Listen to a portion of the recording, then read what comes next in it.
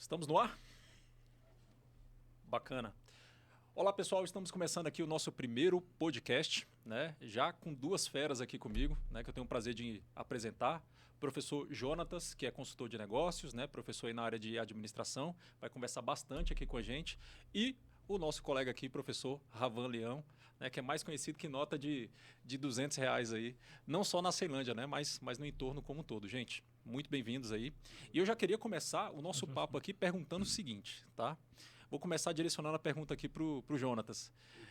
Como capitalizar o conhecimento, tá? No dia de hoje, né? Vamos pensar em empreendedorismo na área de educação, né? Como é que eu transformo uma ideia, uma habilidade que eu tenho em grana na minha conta? Fala lá, Jonatas. Se apresenta, né, primeiro aí para a galera te conhecer. Olá a todos, tudo bem? Eu sou o professor Jonatas Santos, administrador e, enfim, aspirante aí a empresário e tudo mais, né? Então, vamos lá. Obrigado, viu, Jefferson?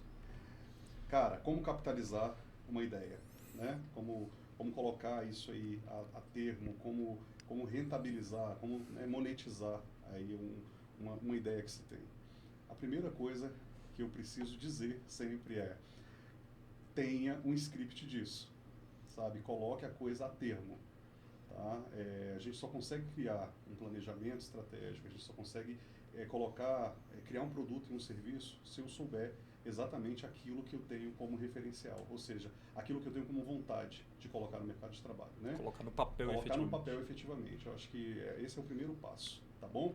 E o segundo passo disso aí, depois de colocar no papel, é acreditar efetivamente aí naquilo que que está sendo proposto, ok? Comprar a ideia em primeiro lugar. E a partir disso, a gente consegue aí, ao longo da nossa conversa, desenvolver e descobrir como monetizar isso efetivamente, com o uso de ferramentas, de metodologias e uma série de outras coisas que estão disponíveis para nós aí. Eu sei que em Brasília, viu, Ravan, tá cheio de professor aí com salário de juiz, né? Então eu já quero nessa toada aí, né? E reproduzindo a pergunta que eu acabei de fazer para o Jonatas aqui, como é que você, né? Aí eu queria até que você contasse um pouco aí da sua história, como que você começou a vender o seu conhecimento, né? Assim, você é servidor público, é professor, né? Não precisa dizer se você não quiser, tá? Assim, mas o que faz o seu coração realmente bater mais forte aí, pensando nessa ideia do empreendedorismo, né? E de transformar, de fato, o teu conhecimento em um negócio, vamos dizer assim. O que ocorre? O que eu sempre digo para os meus alunos, né? Quando eu vou dar aula para concurso público, eu falo assim: se nessa sala tiver alguém com interesse em ser rico, levante-se e saia. Tá errado. Servidor não vai ser rico. A gente quer servidor público, não é para ser rico. A gente tem uma renda boa, né? Tem uns que tem uma renda bem maior, juiz, etc. Mas é uma renda que vai te dar uma condição de qualidade de vida, mas tem um momento que meio que para, você não cresce tanto financeiramente.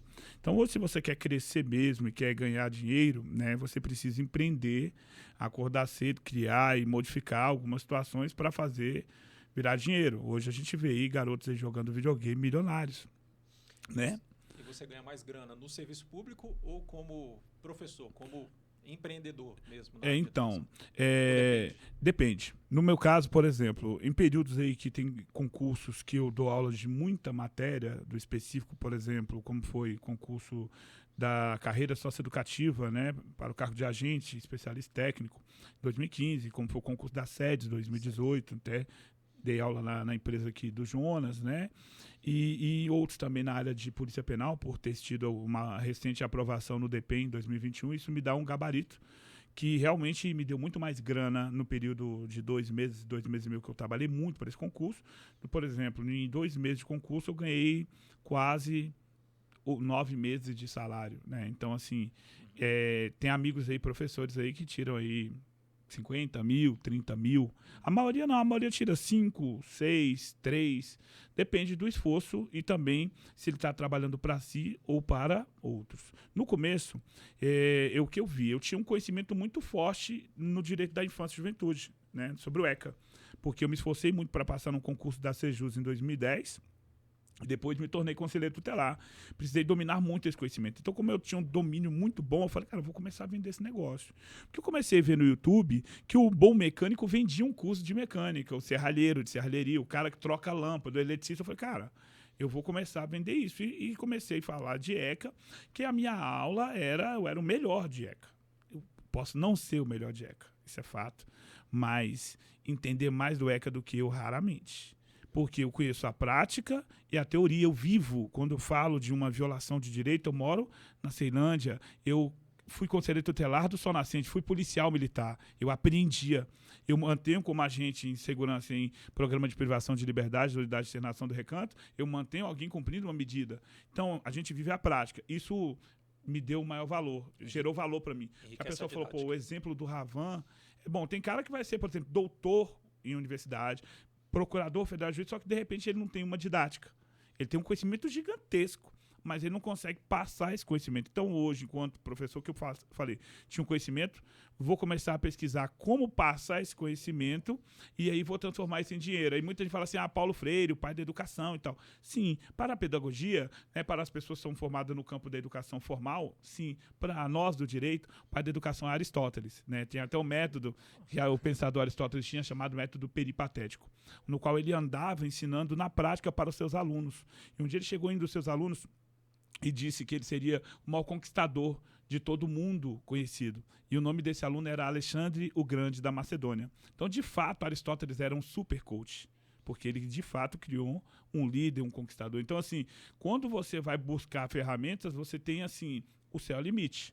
Tem que trabalhar, por exemplo, estou construindo casa, comprei terreno onde eu nunca imaginei que ia ter, só meu dia de serviço público não ia dar conta. Você consegue dosar a sua didática com a sua experiência de vida mesmo, né? Tendo vivido esses papéis aí. Dou aula de criminologia mostrando a Ceilândia, né? Quando tem uma praça toda arrebentada e eu vou lá e filmo aquele parquinho quebrado, eu entro na teoria das janelas quebradas. Sim. Que se não há manutenção, na teoria da desorganização social da Escola de Chicago da Criminologia.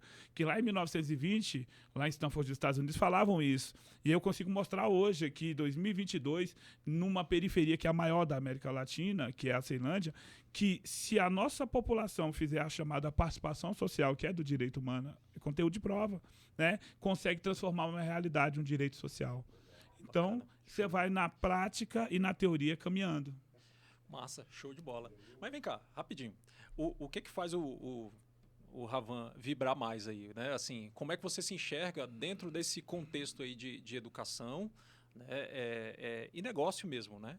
Você se vê, né, com um pé lá, né, um pé no serviço público, outro no empreendedorismo, ou pensa, de repente, depois que eu passar numa prova de delegado aí, eu vou quietar o facho, ou depois que você entra em sala de aula, que você sente esse poder, né, que é o da troca ali, de você realmente causar impacto, né, em pessoas, ver pessoas mudando de vida, né, muito bom, eu costumo dizer, né, que isso realmente paga, né, o que a gente faz, né, o aluno quando te encontra na rua e fala, porra, professor, tô lá na PRF hoje e tal, cara, isso assim, para mim é muito disruptivo, porque a gente começa a fazer, a gente se apaixona pela sala de aula e muitas vezes a gente não tem essa noção da transformação que isso gera realmente no cara que está lá do outro lado, que muitas vezes se vê na gente ali na frente. Mas, Ravan, o que faz o coração bater mais forte? Você se vê como servidor público, assim, vamos colocar um olhar de longo prazo aí, né? Servidor público e empreendedor, vai continuar dando aula, vai só ampliar o leque, como você falou mais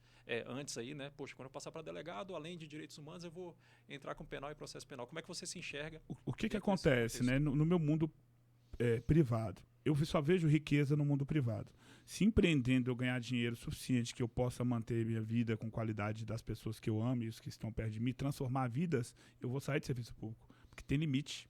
Né? O serviço público tem limite. E esse limite, para quem quer empreender, não é bacana, né? Ele não é legal. E eu também sou advogado, né? Eu ainda não estou exercendo por falta de tempo, porque eu tenho trabalho na vida política e etc. aqui na cidade. Ou seja, a minha maior riqueza hoje é a riqueza social. Eu conheço todo tipo de gente. Eu conheço desde o cara que cata papel lá na Ceilândia a procurador da República, a juiz de direito. E convivo com essas pessoas. Então, assim, aquele cara que lá no fundão, que eu era o cara tirado, que era o bagunceiro, eu tinha a maior riqueza. Que hoje, o que sempre me criticava assim, o Rafa é muito político, fala com todo mundo, sempre foi crítica isso. Hoje é o que as pessoas mais querem de mim, que eu exacerba esse lado para que eu possa mudar a realidade de pessoas. O que eu penso? Hoje. mesmo estando no campo da política, por exemplo, se eu venho a exercer, eu vou abrir estruturas particulares, como cursos e escritórios de advocacia. E vou investir muito no privado, porque transformo vida de gente com trabalho, com empreendedorismo. Porque no serviço público, sim. Hoje eu tenho vários colegas de trabalho que foram alunos meus, mas vários mesmo. Lá na Secretaria de Justiça, hoje sou alunos lá, eu tenho mais de 200. Na SEDEST, outros centenas, na Polícia Militar. Então, onde você vai, tem um cara que você, de algum modo, mudou a vida dele.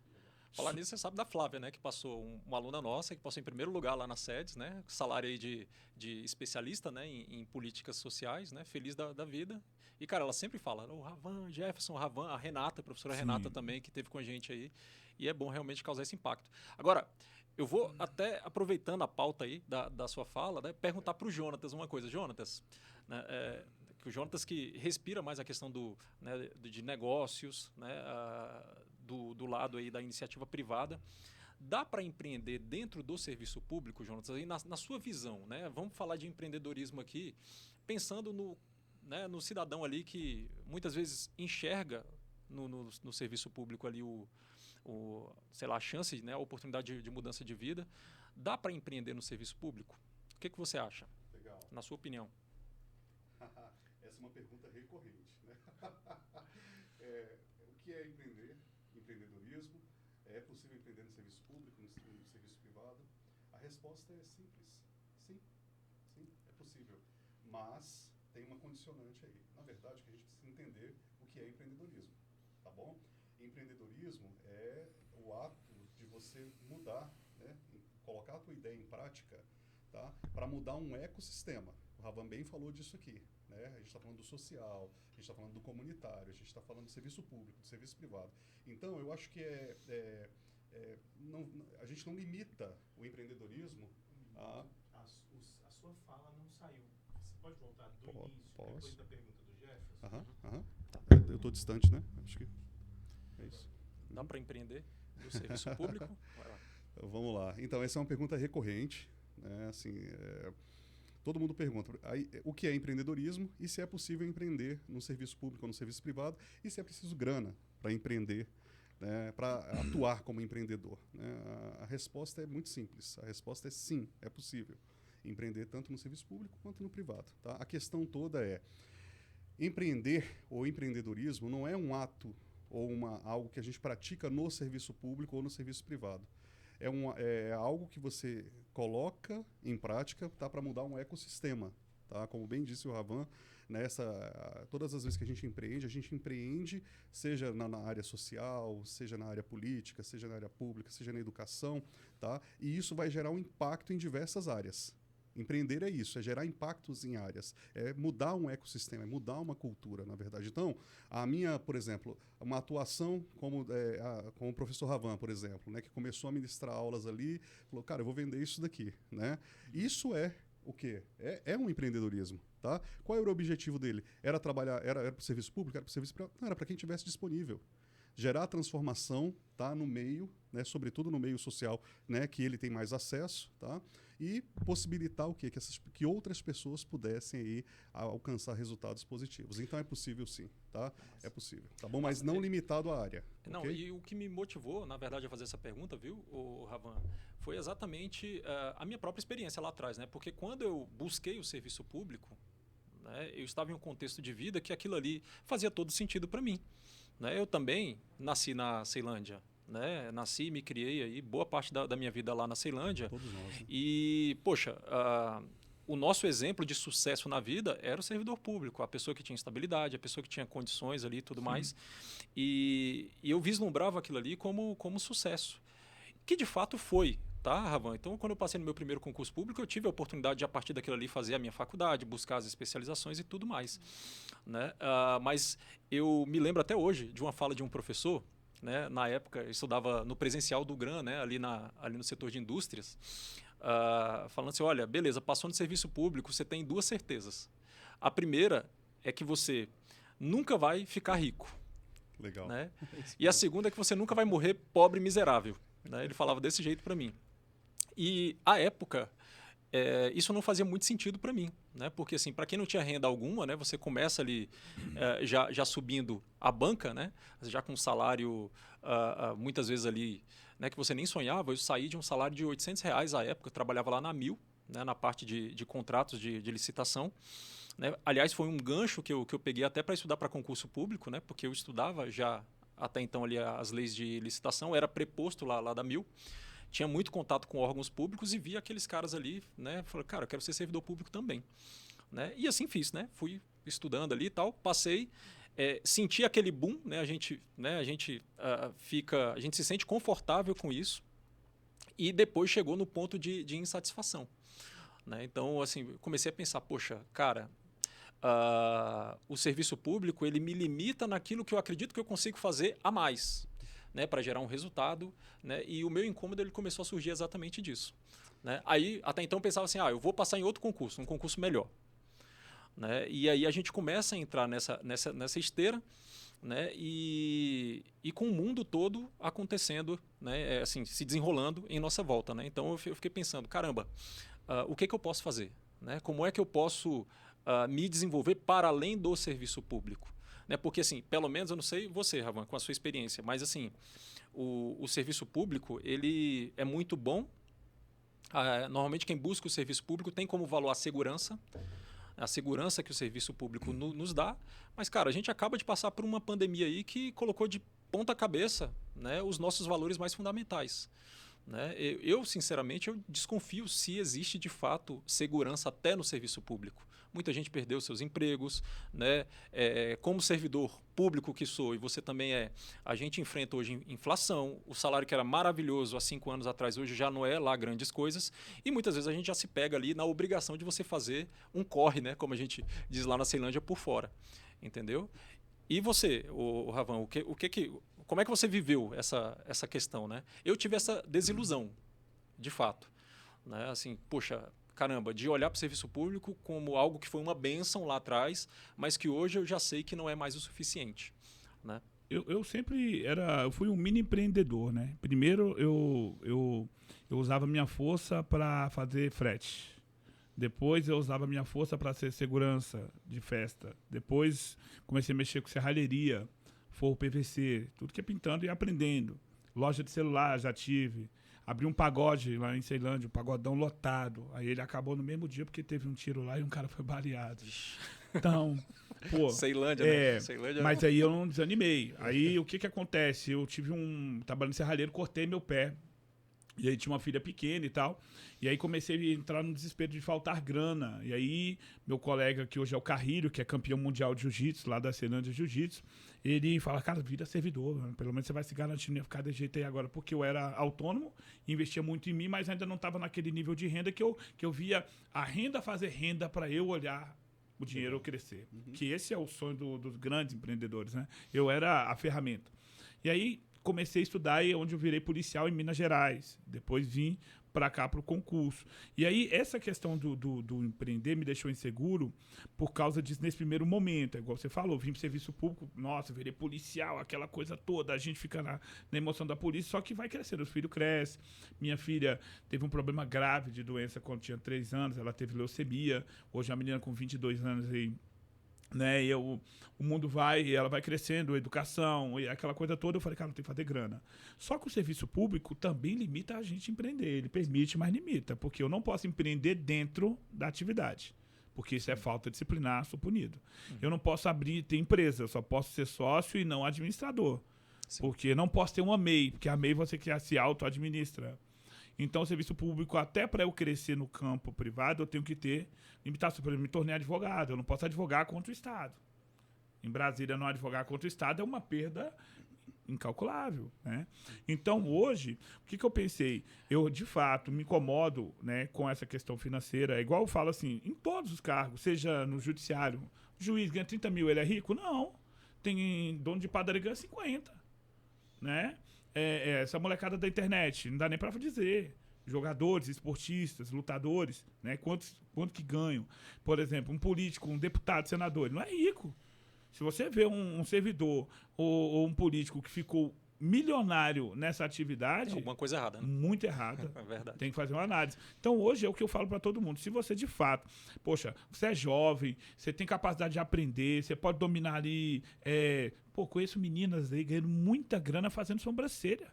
Menina de 18 anos tirando 10 mil fazendo sobrancelha. Conheço, tem uma amiga minha que ela empreende com a beleza. Ela usa a beleza dela, ela tem uma capacidade de interlocução, de conversa, tudo. Eu posso até falar, porque ela é uma amiga minha, a Renata, ela é muito conhecida. Hoje ela tem 150 mil seguidores. Né? E ela trabalha vendendo produto na internet. Ela chama a atenção, consegue vender mídia. Com a mídia dela, ela vende mídia de outras pessoas. Ela utiliza a maquiagem e assim ela Isso. consegue monetizar o... E vai pra cima. Então é onde eu vi. Eu falei, cara, como eu posso fazer hoje para ganhar dinheiro? Eu comecei a dar aula no custo ganhando, porque no começo é explorado. Ganhava pouco. Mas aí já comecei eu mesmo me valorizar, porque ninguém entrega um currículo, assim, entrega o currículo nas grandes instituições de concílio para concurso público e você é chamado para ser professor. Não conheço esse caso. Pode ter? Pode, mas eu não conheço. A maioria você tem um talento, as pessoas, você sabia que você tinha jeito? Aí vão e te dão uma chance. Quem fez isso por mim, eu na sala, conversando de dando jeca, e do nada tinha um cara da minha sala, do TJ. O cara já era TJ, já ganhava mais de 15 mil. Um branquinho lá me olhando e tal. Falou, pô, velho, sabia que tu podia ser professor de cursinho? Eu falei, não, pô, dou aula em cursinho. Meu nome é Herbert Bento. O Herbert. Que legal. Já era formado em administração, servidor do TJ, e estava do meu lado lá na Ceilândia. Do meu outro lado aqui tinha o Leandro, que virou delegado federal. Na outra sala tinha o Ricardo Jorge Bittar, que é do sócio educativo, virou juiz. Tinha o Mate, que está na federal, tinha o Age e outros advogados. Então, pô, nós tínhamos uma turma em Ceilândia de muita gente que arrebentou, né? E eu já era professor ali. Eu falei, caramba, olha só, eu nem me formei em direito e eu já estava empreendendo no conhecimento. Então, o diploma não é garantia de sucesso. O seu conhecimento, sabendo trabalhar e colocando ele em prática, você vai crescendo legal. E trabalhando. Não, pois é. E eu, assim, lá atrás, quando eu comecei, né, essa virada de chave, né, do serviço público para o empreendedorismo, né, na área de educação, isso surgiu muito dessa insatisfação, sabe, Ravan?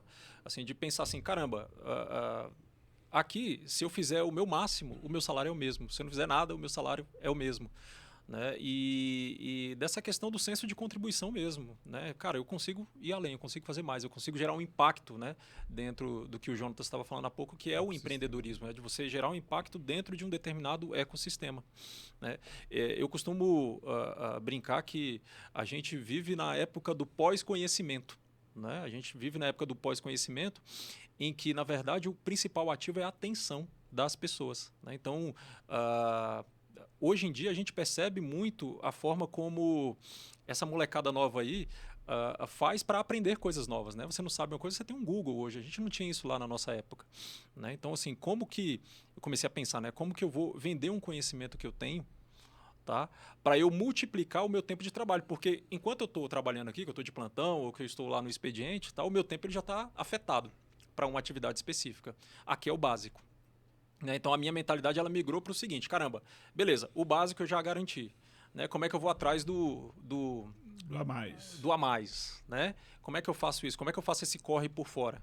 E aí entra o que você falou. A minha experiência foi exatamente essa. De ter alguém para falar assim, olha, para me convidar, parece aquela coisa de pirâmide, né? Você foi um dos primeiros, inclusive, viu, Ravan? Lá na época, na Fox, eu não sei se você lembra, lá do Thiago Medeiros. Tiagão, nosso brother. E falou assim, Jefferson, vai lá e tal. E eu fui, cara, e o Thiago, na época, ele foi todo... Não, Jefferson, vem cá, vamos dar aula aqui e tal. E aquilo ali foi o start, eu já tinha dado aulas, né, anteriormente. Comecei, na verdade, no final de 2014, lá no Instituto Ânima, Jonatas. Né? E ali eu falei, caramba, eu consigo fazer isso aqui. Né? E a visão que eu tenho, né, falando agora dessa questão, né, da atividade de professor, porque isso é um empreendedorismo na área da educação, a gente consegue monetizar o nosso conhecimento. Né? Cara, o ser professor me deu exatamente essa... Eu coloquei os pés na água do empreendedorismo. Né? Teve mês aí, assim, no final do ano passado, teve mês assim, de fazer assim, em um dos meus produtos, tipo, sei lá, 40 mil. E eu falei, caramba, eu jamais ia conseguir um salário desse aqui no serviço público. Né? Mas aí entra aquela coisa. Né? A minha virada de chave foi eu quis vender a minha experiência, né? O meu processo. Olha, como é que eu saí da condição de alguém que queria ser servidor público para ser servidor público, né? Então eu comecei a vender esse conhecimento em forma empacotado como uma mentoria.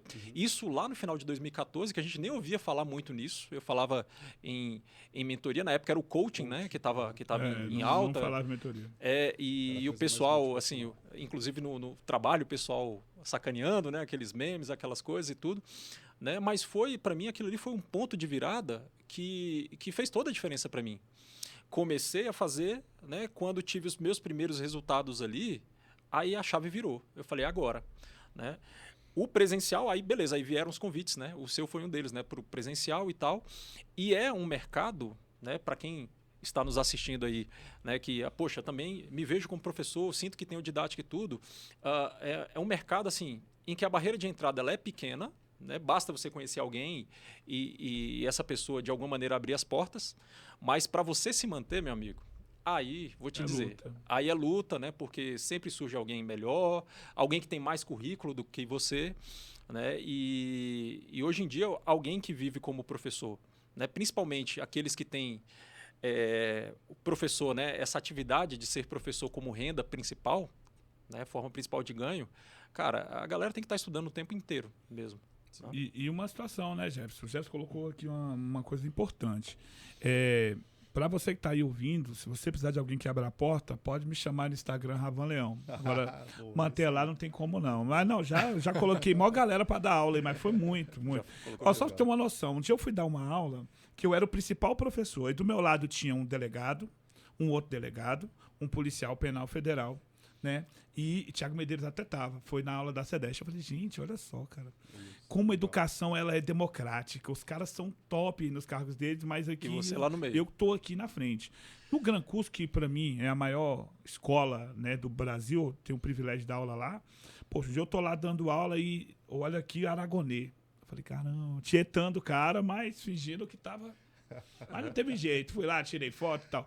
Quando eu olhei do lado, né, o falecido mandou um abraço, Carlos Mendonça, né, que foi um cara que também procurador, né, federal. Eu falei, gente, olha como educação. Eu tava lá naquele colégio, lá atrás, sendo do fundão, tirar de tempo. Do fundão. E hoje eu tô com o topo do direito aqui, dando aula lá no Gran por etc. Então, assim, o Gran Cursos, ele foi uma escola que, por exemplo, eu fui chamado para lá porque eu me destaquei muito na SEDESH. Uma coordenadora viu meus destaques e me mandou uma ligação. Quer vir fazer um teste? É teste, meu. O nível da escola. A escola é muito séria. Teste. Cheguei lá, o cara, você já mexeu com isso aqui? Eu falei, não. Tal. Ele, não, mas você vai ficar... Não, com aula online, não. No caso. Era. Fui lá e fiz, beleza. E graças a Deus estou lá até hoje há mais de 2 anos e meio. Você é exclusivo lá deles, E me mantendo, né? Na matéria de lá, eu só dou aula lá. Claro, vou brincar com gigante? Jamais. Tá sou Davi, não, mano.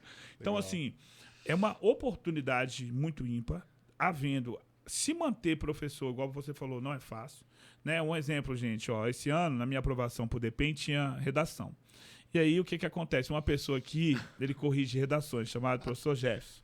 Ele ainda me falou comigo, Deus usou ele para falar comigo. Me procura, não inventa de fazer o negócio, não. Legal, mas eu, vaidoso, professor de direitos humanos... Não, e detalhe, eu falei para ele, Ravan, me procura, né, porque eu tenho os meus cursos de redação, tem, né, os cursos aí da parte de língua portuguesa e tudo mais. Falei, Ravan, me procura porque eu libero o acesso para você, mas não vá para a prova do DPEM sem treinar a redação, né? Aí o que aconteceu? Fui para lá. Cheguei lá, sei muito conteúdo. Sei realmente, dominava 100% do conteúdo, mas dominava 30% de redação. Final da história de 20, fiquei com 16 e pouco, perdi 2 por vacilos de não dominar a técnica da redação, fiquei com 14, com uma notona, mas porque eu era muito excelente no conteúdo. Mas olha que vacilo. Se eu tivesse feito o curso tranquilinho, ir lá e pum, beleza, passei. Então, eu sou professor, mas não sou professor de tudo. Tenho que sentir que tem uma fraqueza e reconhecer e recorrer. Legal. Mesma coisa na UAB. Na UAB, cheguei lá, uma prova de ECA. Primeira vez da história da UAB. Eu ia arrebentar. Só que eu li rapidamente, fiz o que o curso diz para não fazer. Nunca ler rapidamente datas. Eu li. O cara tinha 18 anos e 2 dias. E falei, essa eu arrebentei. Quando eu saio lá fora, os colegas falando, todo mundo cara de triste, falaram, essa aí tu passou, né? ECA? Falei, ECA? Como assim, ECA? Você não viu o adolescente? Eu falei, velho, tinha um menor lá dentro. Vixe, mano. Comecei a chorar, mano. Fiquei 1 ano e meio sem fazer a prova, porque eu falei, não é pra mim. como que Deus coloca na prova o que eu mais entendo e eu não vejo. Legal. Então, eu já estava pensando na minha mente, eu falei, cara, o que eu vou fazer com esse direito sem a OAB?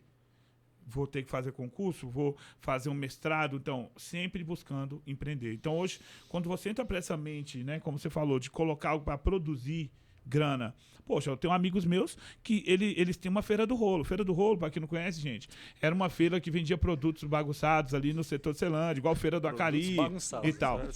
Hoje, nós temos uma feira do rolo chamada Sites ABCD, que tem aí, que vende e compra coisas, né?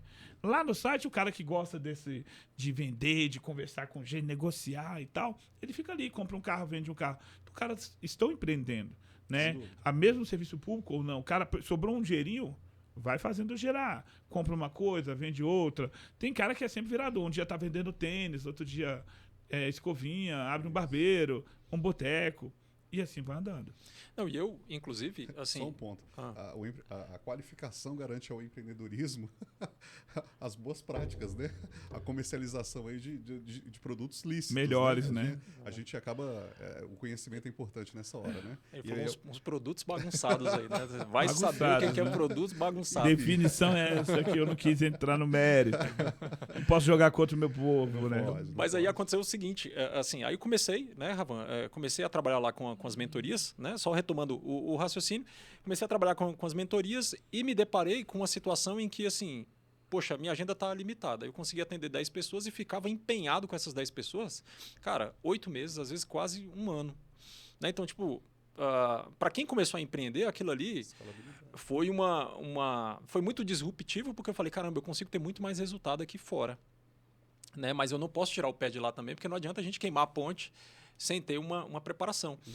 Né? E foi quando veio a ideia, né? o estalo do online. Eu falei, bicho, eu preciso vender esse conhecimento no online, né? Para eu conseguir dar escala para o meu negócio, né? E me liberar mais. Né? Então, aí eu comecei a mexer com digital, né? Comecei a fazer lives lá no Facebook em 2015, aquela coisa toda.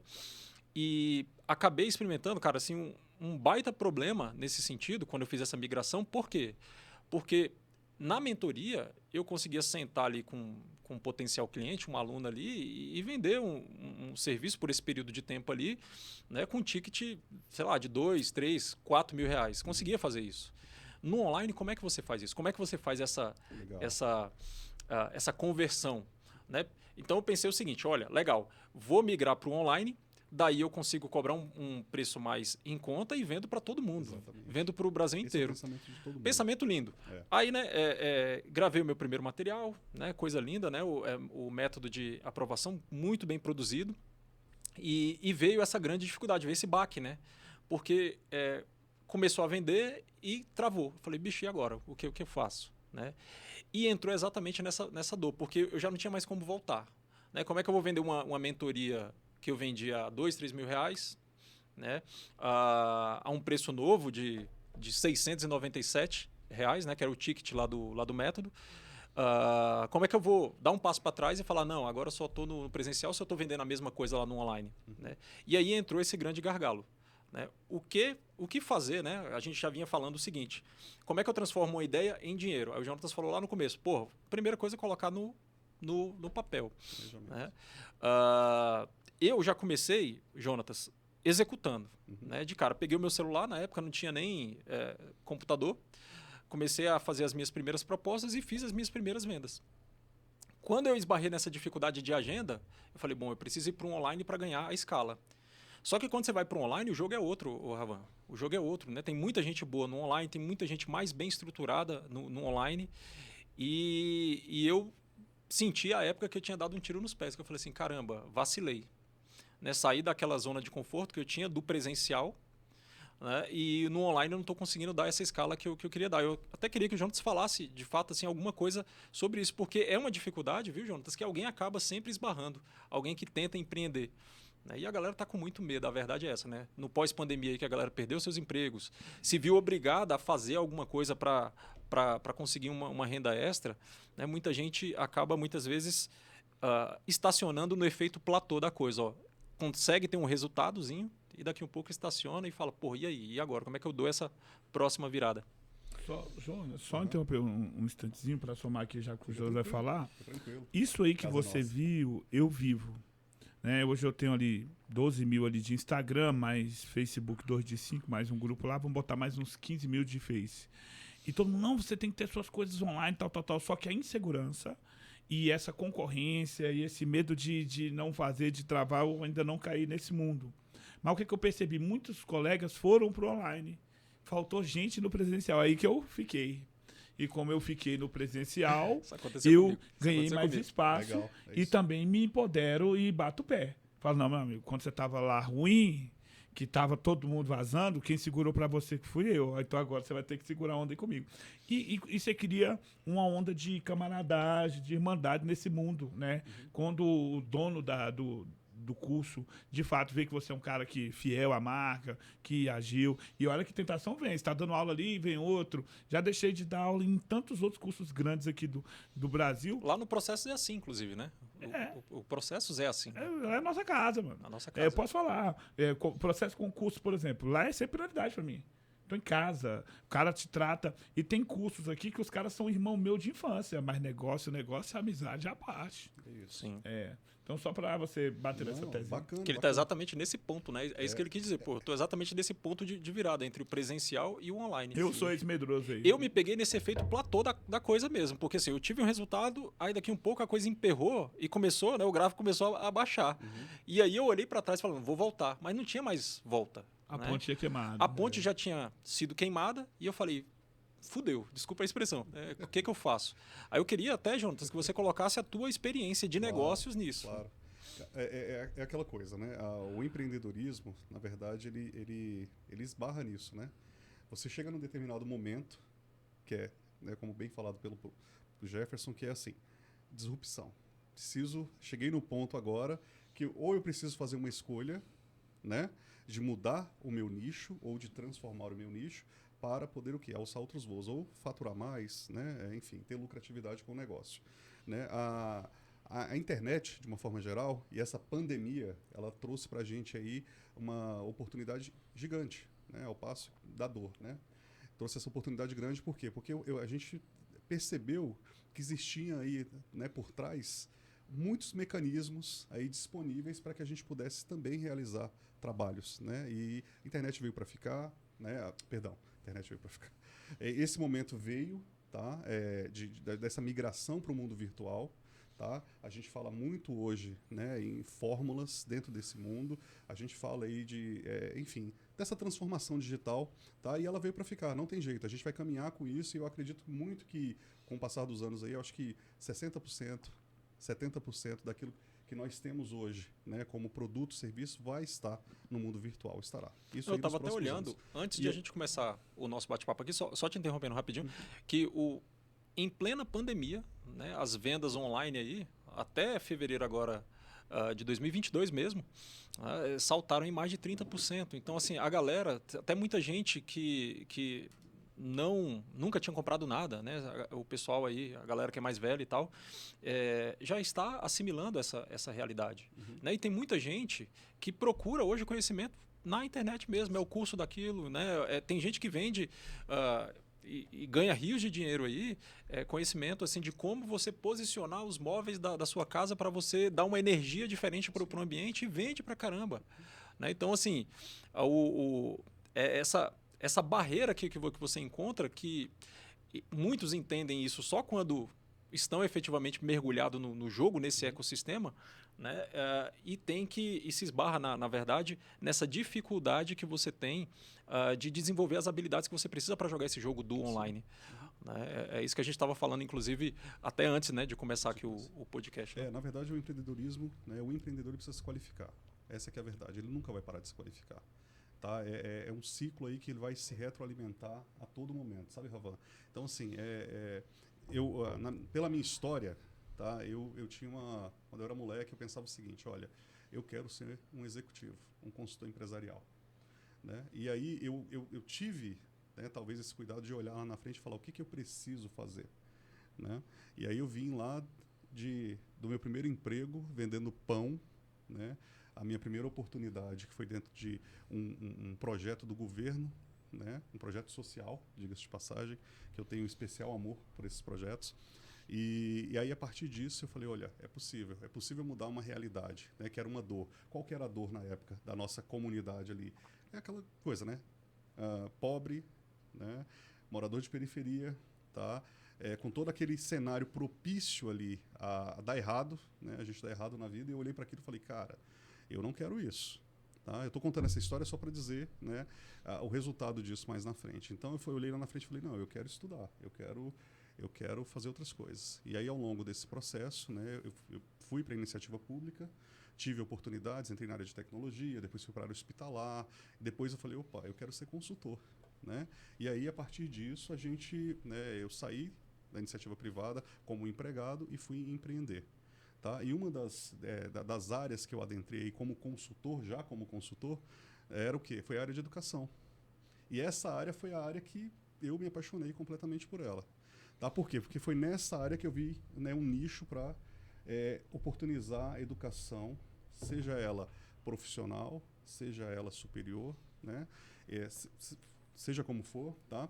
Para o maior número de pessoas. Então, o que eu fiz? Como eu estava dentro da área de educação, a minha ideia era oportunizar... Bem, eu não era professor à época, né? Então, a minha ideia era falar o seguinte, bem, já que eu estou aqui dentro, deixa eu trazer os meus colegas para cá. Porque esses caras já estão lá do lado de fora, entendeu? Então, assim, eu quis, na verdade, empreender... Os colegas professores, isso. Tá? Administradores, professores, o pessoal de concurso público. Então, eu comecei a desenvolver projetos exatamente para quê? Para oportunizar, levar aí, através desses parceiros, o quê? Oportunidade ao maior número de pessoas possível. Ou seja, né, cumprir aí uma função social do empreendedorismo. Eu tinha como... Eu podia me preparar para dar essas aulas... Eu podia usar o meu celular, a tecnologia a meu favor para fazer isso? Podia. Mas eu era bom o suficiente para fazer isso? Não, tinha pessoas melhores do que eu. Eu tinha ali as ferramentas na minha mão, a estrutura disponível para isso. Então eu vou oportunizar para isso. Vamos criar um projeto aqui para que a gente possa caminhar? Pronto. E aí eu consigo cumprir a minha função social do empreendedorismo. Entendeu? Que é o quê? Basicamente, me qualificar, né? Dentro da área que eu sou bom de planejamento, então vamos planejar. Você é bom em ministrar aula, então fique na sua área, você empreende nisso. E a gente junta essas forças e muda o nosso ecossistema. Essa que é a verdade. Eu tive até aquela coisa lá do empreendedor, né? Que você é a empresa, né? Você é o office boy, você é o cara que prepara o seu material, você vai lá e dá aula, você atende o aluno e tudo mais. E para colocar o negócio para de toda ação empreendedora. E para colocar o negócio para rodar, viu, Ravan? Eu tive que realmente abraçar o mundo, né? Sim. E foi o que fez a diferença lá atrás. Né? Hoje, eu posso falar que é uma experiência, né, que eu estou vivendo atualmente. É que eu preciso olhar para o meu negócio e entender qual que é a cara do meu negócio. Né? Eu preciso colocar pessoas, preciso delegar. Né? E aí entra uma outra dificuldade que a gente tem dentro desse jogo online. Né? Como fazer boas parcerias, porque assim, eu já fiquei puto já a chegar ao ponto assim, de pensar assim, olha, eu vou aprender a fazer... a porcaria do tráfego, do tráfego, né? O pessoal falando de Ceilândia, aí fica feio desse jeito, né?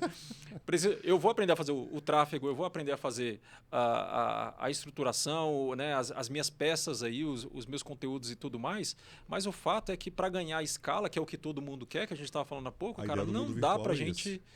Não dá pra gente tentar abraçar o mundo e manter isso por muito tempo, porque não é isso que vai virar o jogo. Sim, né? O Ravan hoje ele já está bem estruturado, eu sei que não põe nem a mão para fazer o próprio material. Não é, Ravan? Não, na verdade, o que acontece?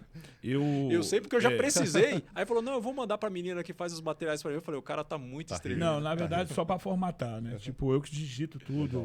Legal. Porque o que eu faço? Né? Como é que eu crio hoje meu material? Eu pego tudo que as bancas dizem que é verdadeiro e monto minha teoria em cima do que a banca diz que é verdadeiro. Se a banca fala que esse microfone, o conceito de microfone é esse que é o conceito de microfone para mim. Porque, infelizmente, falta uma lei mais objetiva que fixe, firme o concurso, que apegue a uma bibliografia.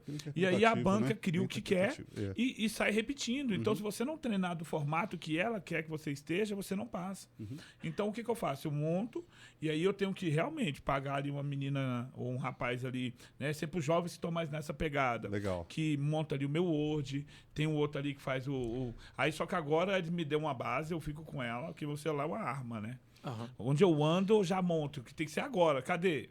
Aí eles já me dão a base, eu jogo o vídeo dentro da base e lanço um produto já mais formatado, com marca, com símbolo, né? Criando um padrão e uma identidade visual para o produto. Legal. E aí, é legal isso, só pegando o gancho, né? Que o Ravan está fazendo com isso? Falando de empreendedorismo. Gerando emprego e renda. Ele está replicando. Está replicando. Então, assim, olha, eu tenho aqui, meu produto está aqui. Eu preciso de gente qualificada para tocar esse produto, para poder desenvolver, né, implementar esse produto para mim. Eu já fiz ele. Então, agora como é que... Agora, aí entra uma questão importante, tá, professor Jefferson, que é o seguinte. Como trazer as pessoas para o meu negócio, que foi o que você falou aí, né? Só pegando o gancho na tua fala. Como trazer, bons parceiros. Eu parceiros. cheguei num ponto aqui que eu não consigo mais, eu vou me qualificar. Aí tu fica nessa corrida do rato, que é o quê?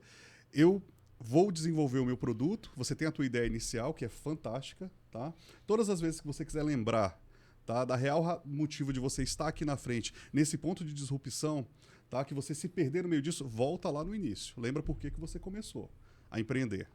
Lembra disso, porque aí você vai lembrar da tua identidade, você vai lembrar dos teus motivos, das tuas dores, o que te levou a seguir, tá bom? E aí, nesse momento aqui, o que você fez com o passar dos anos? Há quantos anos, por exemplo, você já empreende? Né? Tem, no mínimo, vou jogar por alto aí, vocês 10 anos, não é isso? No mínimo, tá? Tô jogando por baixo aí, tá bom? Me perdoe se eu estiver errado. Mas aí, o que você adquiriu ao longo desses 10 anos? Experiência. Essa experiência é a tua cultura, bicho. Essa cultura que os teus parceiros agora vão ter que pagar por ela. Vai ter que pagar por ela e vai ter que adentrar ela. Não adianta você pegar uma pessoa que seja muito boa, fazendo o que está fazendo lá empacotado, por exemplo, no ambiente virtual, tá? E você falar, não, eu vou trazer essa pessoa porque ela é muito boa. Se ela não comprar aquilo que foi a tua ideia inicial, a tua cultura, né, referente ao teu produto, ao teu serviço, não vai dar o resultado que você precisa. Essa que é a grande... Você não vai ter a escalabilidade. Entendi. Ok? Boa. Essa é a questão. Hoje, inclusive, tenho o privilégio, né, de pessoas que trabalham na área disso aqui, ó. Audiovisual, marketing e tudo, me procuram e falam assim, Ravan, quero que você grave, fale que você tem conhecimento e escreva. Passe pra gente, a gente transforma num produto final e a gente vende e a gente racha o lucro. Ou seja, se eu ganhei uma empresa tecnológica, sem tecnologia ninguém vai. Certo. Hoje as maiores empresas educacionais tiveram que ir para o mundo tecnológico. As faculdades que já tinham cursos tecnológicos EADs com ela, um exemplo, o processo, não sofreu na pandemia. Quem não tinha, teve que pagar por estúdios. Não, e você sabe, Ravan, que foi o que me salvou. Assim, o motivo da minha dor, né, que assim, foi ter dado o passo, né, pro online e ter enfrentado essa dificuldade toda de me inserir nesse jogo, que é muito mais dinâmico do que o presencial. O presencial te dá um pouco essa segurança, né? Sim. Igual lá no processo. Poxa, eu sei que eu vou ser chamado se surgir a necessidade dessa mão de obra aqui, né?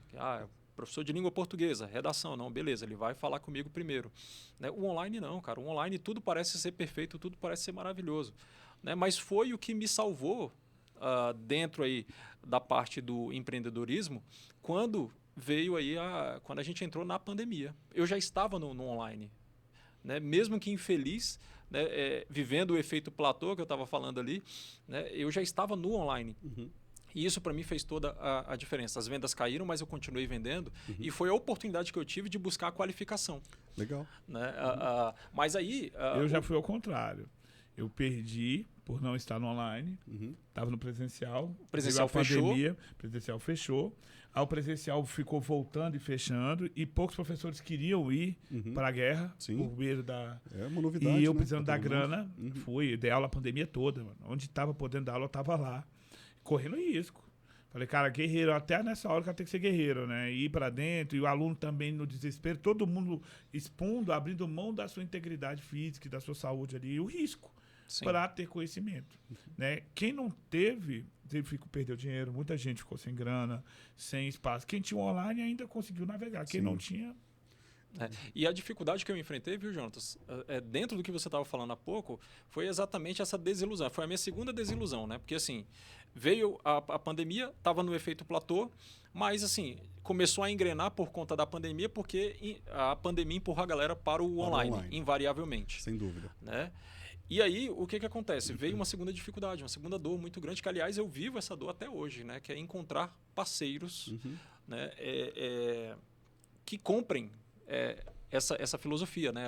A questão da ideia, né? Sim. Porque a gente coloca um negócio para rodar primeiro porque a gente acredita no nosso negócio. Você trazer outras pessoas, inclusive pensando nesse contexto de pandemia, né? Que os meus principais parceiros hoje, muitos deles eu nunca encontrei presencialmente, né? É engraçado, né? Como a pandemia realmente mudou o jogo nesse sentido. Por outro lado, né, eu tive várias decepções, assim, de fechar acordos com agências e tudo mais, colocar dinheiro e a coisa não acontecer. Isso, porque com no várias online empresas. também você não tem essa barreira. Aliás, você, né, cria-se uma barreira, exatamente o contrário, cria-se uma barreira que a gente consegue dosar muito no presencial, que você está aqui, ó, olho a olho, Claro. você sente o outro lado, não, beleza, senti firmeza, isso aqui vai dar certo. No online não, o cara se apresenta ali com a embalagem, parece que tudo é bonito, tudo é perfeito, você coloca dinheiro e a coisa não acontece. Essa é a grande questão do mundo virtual, né? É aquela coisa, todo mundo hoje, né, tem uma tendência a ser influencer, né? A conseguir desenvolver um produto e um serviço e colocar uma roupagem, porque a tecnologia me permite fazer isso. Tá? E eu não estou falando que é ruim, tá? Nem bom e nem ruim. Só estou falando que a gente precisa avaliar. O critério de avaliação disso é outro.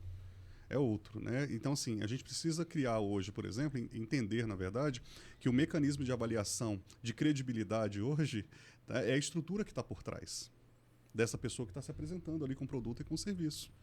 Então, entende isso? Então, assim, existem ferramentas e indicadores aí, tá, né, que vão te possibilitar aferir essa credibilidade de quem está do outro lado. Por quê? Muitas empresas, não só na pandemia, mas um pouco antes dela investiu muita grana em agências, tá? Já pensando nessa migração para o mundo virtual aí, fez um planejamento de 2, 3 anos à frente, entendeu? E perdeu muita grana.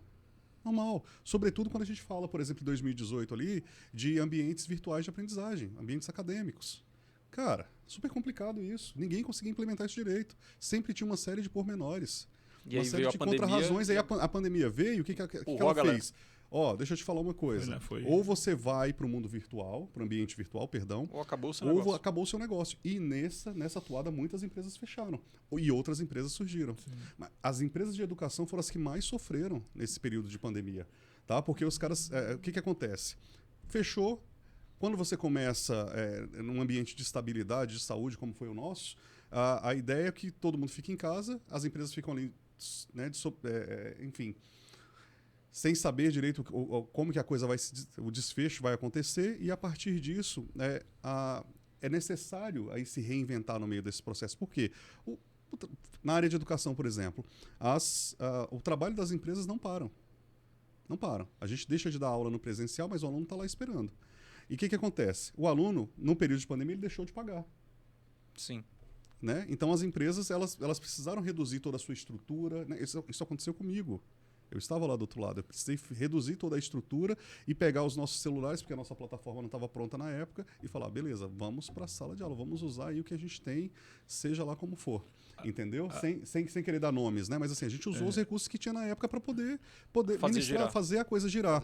E aí, fazer a coisa girar, Ravan e Jefferson, sem o contra-investimento, sem o cumprimento da obrigação do aluno, que era pagar, por exemplo. Receber, né? Porque o aluno estava ali, eu precisava criar uma condição, não era uma coisa que estava bem formatada ainda, ele não estava esperando por aquilo também, eu precisava fazer a roda girar, e aí o que aconteceu? A gente teve que... Nosso trabalho triplicou, né, por conta disso, para poder gerar um resultado sem a contrapartida. E uma situação complexa também que aconteceu, se você for analisar, muito complexa.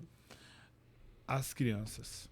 Imagine uma professora com um celular na sala segurar 50 meninos, 30 meninos. Então, a aprendizagem virtual ela foi complexa nesse período, porque uma professora ali dando aula e 50 meninos falando e ninguém liga o microfone, aquela coisa toda. Porque quando é um adulto, é um adolescente, ainda tem um certo controle do que se coloca. Então, esse empurro forçado das empresas para o campo digital, responsabilidade, né? no campo digital, foi geral. Imagina isso no lado da educação pública, né? Assim, Nossa, essa foi... Até hoje, né? Na verdade. Só que aí o público tem dinheiro. o público tem dinheiro, ele só sofreu por pouco tempo. Já apareceu já uma plataforma, o negócio deu uma arredondada que ficou bacana, entendeu? Inclusive, eu acredito que deva continuar. Porque, em partes, porque é a questão muito da tecnologia, a criança está inserida nesse contexto o tempo todo. E você já está no online gente, já, né? Rafa? Você já tem produtos online, 100% online seu? Não, Aí? eu tenho site, tenho minha rede social, mas eu ainda não estou vendendo 100% lá, eu estou trabalhando para as pessoas. Porque o que eu percebi? No momento eu queria fazer volume, criar possíveis clientes, porque a minha ideia era advogar. Se eu fosse advogar, eu precisava de uma carta de pessoas. E a carta de pessoas era a minha rede social, mais um Legal. mundo presencial que eu conheço. E aí minha ideia era, se eu tenho 30 mil pessoas ali digitais e tenho ali mais outras 12, 13 mil físicas, se eu pegasse ali 20% de transformasse em cliente, estava muito bem nisso. Era a minha ideia. Por isso que eu ainda não fui pro digital assim, continuo trabalhando nas escolas, dou aula quase todos os cursos aqui do DF. Inclusive isso está dentro de falando de empreendedorismo assim, de uma forma mais genérica, né? Isso está dentro de um plano estratégico seu mesmo, também. Né? Que é de estar em campo ali, conversando com Isso, pessoas. até porque eu fiquei sabendo que você vai concorrer aí para distrital. Não, o que acontece? Eu sempre trabalhei com política, né? Eu sempre trabalhei a vida toda com a deputada Luzia de Paula, não tem problema falar, porque, né? E qual era o meu maior valor dentro da política? Minha riqueza social, conhecer gente. Legal. Luta, capoeira, a vida que a gente tem. 25 anos na rua, né? Tenho 43, é 25 na rua. E aí surgiu a oportunidade de ser pré-candidato a deputado distrital. Até porque é uma maneira de fazer acontecer de fato os planos que a gente tem, né? Sou especialista em política pública.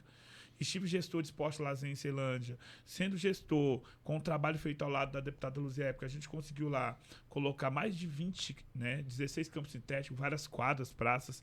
Eu falei, nossa, estando nesse lugar aqui, de fato você consegue transformar. E aí a galera começou a falar, Ravan, vai que dá certo. E você sempre esteve envolvido com isso, né? Pelo que eu acompanho assim, de rede social. A vida toda eu fui envolvido, Mesmo mas eu nunca fui o pré-candidato. Só que a cara falou, vai, que o time é agora. Igual diz o UFC, it's time. Agora é a hora, agora é o tempo. E aí, graças a Deus, a gente tá unindo forças aí com amigos aí, né? Que são aí meus amigos aí, agentes socioeducativos. E vem a calhar nesse momento agora, né? Assim, que a gente vive, de fato, um momento de transição, realmente de renovação. Sim. Né? Essas próximas eleições aí, eu vejo das pessoas que estão mais próximas, assim, as pessoas conversam mais sobre política, as pessoas pesquisam, estão mais atentas. Inclusive, das bandeiras que eu defendo, dentre elas empreendedorismo, profissionalização e educação. Fantástico. Porque não adianta eu educar 1 milhão de pessoas se eu não tiver emprego para essas pessoas. Isso. Educar para a vida é muito legal, mas na verdade essa vida existe trabalho. Então, hoje, a nossa ideia é de poder somar e também uma guerra que eu quero enfrentar é de, se Deus abençoar, tendo condições de ser eleito, criar normas que tirem a força da banca de concurso Segurança público. jurídica. Porque o que elas fazem com os alunos é sem A base. gente tem Eu vivido vou nem isso aí, puxar né? o fio aqui a gente tá vivendo isso aí da agora, PCDF, desses problemas, tá? Inclusive, Ravan, a gente vai até ter uma conversa sobre isso depois, a própria insegurança jurídica em relação à prova discursiva, a redação, né? Que a banca faz o que quer. Eu trabalho na parte dos recursos também aí, tem muita demanda para isso. E fica muito claro assim o arbítrio da banca em avaliar o seu texto com ausência total de critérios ali claros, cara, né? Assim, somente por conta da falta de uma norma mesmo, né? Que coloque claro ali as regras do jogo, né? De forma que o aluno saiba exatamente em quais pontos ele está sendo objetivamente avaliado. Aí fica uma coisa assim, muito abstrata, né? A banca olha para a tua prova discursiva, fala que tu cometeu um erro em tal linha. Quando são erros, por exemplo, de natureza gramatical, você consegue pegar a gramática ali e olhar, mas quando não é, né? 80% da nota de uma redação é nota de conteúdo, né? Adequação de conteúdo. E a teoria, ela é muito assim, para isso, especificamente falando, não é igual gramática, que é norma, né? Gramática normativa e tal. Né? A teoria para essa parte de conteúdo é uma teoria que ela, por si só, ela já é muito subjetiva.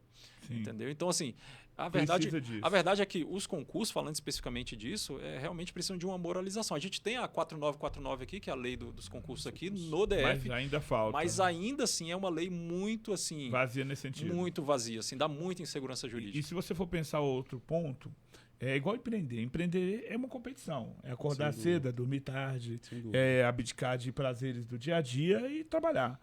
Uma prova é uma disputa. Eu tenho uma prova de corrida, eu tenho 2.400 metros, eu tenho um tempo, eu tenho um tênis que eu tenho que estar com ele lá, eu tenho uma pista que eu já sei que vou enfrentar.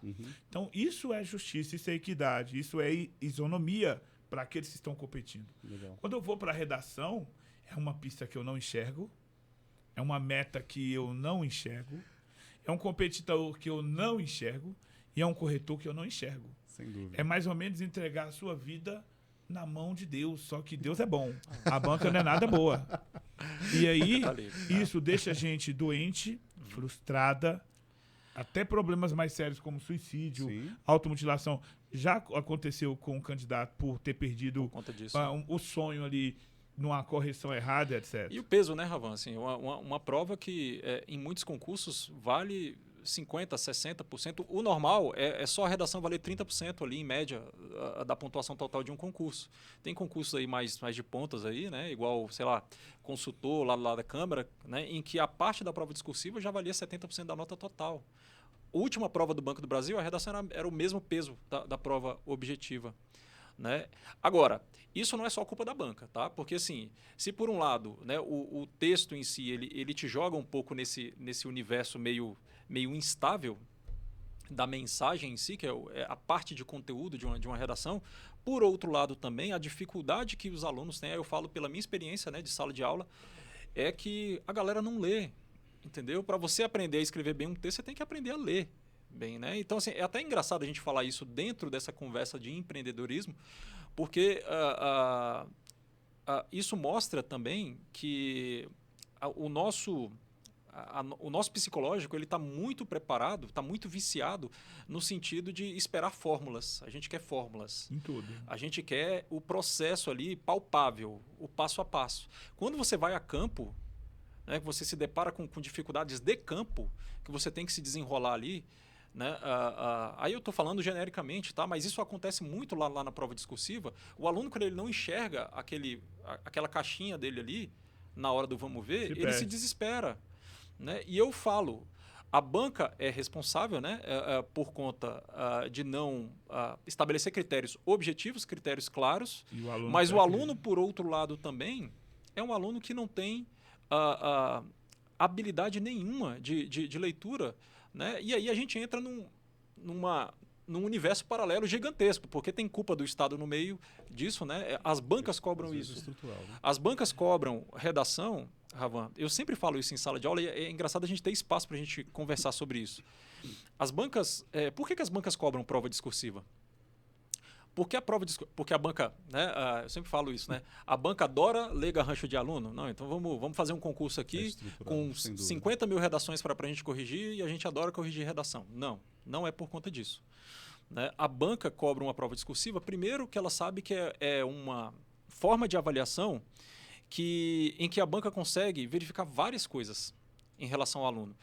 Além do teu conhecimento técnico, do teu nível de leitura, né, do quão apurado é o teu raciocínio crítico, né, de mundo, e não só sobre aquele tema, né? sobre um problema social, porque as redações elas cobram, né, um problema social, tá? Elas fazem até uma avaliação de uma avaliação de perfil de futuro servidor. Você sabia disso? Porque a depender a redação ela cobra ali muitas vezes um posicionamento, né? Os textos de natureza argumentativa eles cobram um posicionamento. Isso ali não é para parecer bonito, isso ali não é para a banca ter o trabalho de corrigir porque ela ama ler garranchos. Não é por conta disso. É porque a banca com uma única prova ela consegue fazer uma avaliação holística do aluno. Não é só um conhecimento técnico, não é só um conhecimento decorado que você precisa para você julgar uma questão da sua prova objetiva ali. É o teu raciocínio desenrolado muitas vezes ali em 30 linhas. Eu fiz recentemente a prova ali da Controladoria Geral, em que a gente tinha uma dissertação de 90 linhas. Nossa. 90 linhas.